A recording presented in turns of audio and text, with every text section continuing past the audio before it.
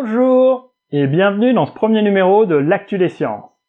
Aujourd'hui, on va parler d'ADN fœtal circulant. Qu'est-ce que c'est? Eh bien, c'est de l'ADN circulant d'origine fœtale. Voilà, c'est tout. Merci, au revoir. Non. Le sang est composé de cellules sanguines, globules rouges, globules blancs et plaquettes, qui baignent dans un liquide, le plasma.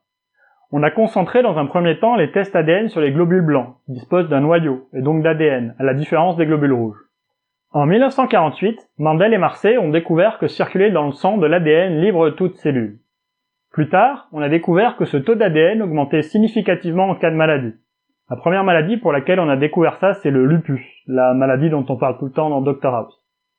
Dans les années 90, Philippe Anker et Maurice Strunz de l'Université de Genève ont découvert que cet ADN circulant pouvait être d'origine tumorale. À la vue des travaux de Anker et Strunz, Denis Lowe s'est demandé s'il n'y avait pas des similitudes entre un fœtus et un cancer. Il avait sûrement déjà remarqué les différences.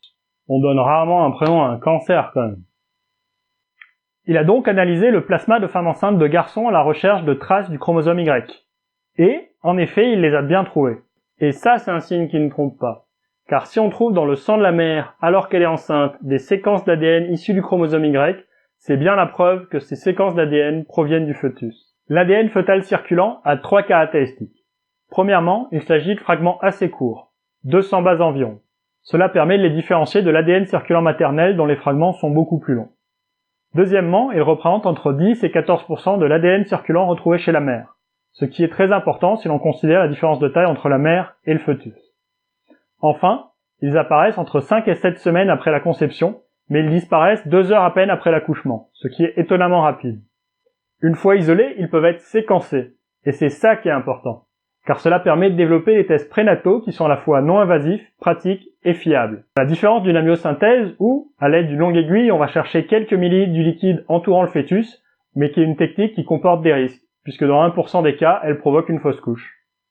L'ADN circulant a de nombreuses applications. La première, c'est qu'il permet une reconstitution complète du génome du fœtus. Ça a été réalisé pour la première fois en 2010. Deuxièmement, il permet également le dépistage des maladies, notamment la trisomie 21, et également les trisomies 18 ou 13. Néanmoins, repérer les trisomies peut s'avérer un peu compliqué, car ça repose avant tout sur une analyse quantitative et non qualitative. On va vérifier si on retrouve plus de bouts d'ADN issus du chromosome 21 que ceux des autres chromosomes. En conséquence, il s'agit plus d'un test de dépistage qu'un test de diagnostic, et ultérieurement, il sera nécessaire d'effectuer un test plus invasif comme une amniosynthèse pour confirmer ou infirmer ce diagnostic. Enfin, dans une sorte d'effet boomerang, les recherches sur l'ADN fœtal circulant ont été répercutées dans le domaine du cancer. Si la technique s'avère peu efficace pour les personnes ne présentant pas de symptômes, elle est en revanche beaucoup plus efficace pour les personnes présentant déjà des symptômes. C'est le cas par exemple avec le carcinome du nasopharynx, un cancer de la tête et du cou relativement commun dans le sud de la Chine. Seuls 20% des cas sont diagnostiqués en phase précoce, mais ce taux de diagnostic en phase précoce peut atteindre 71% en cas de diagnostic par de l'ADN circulant.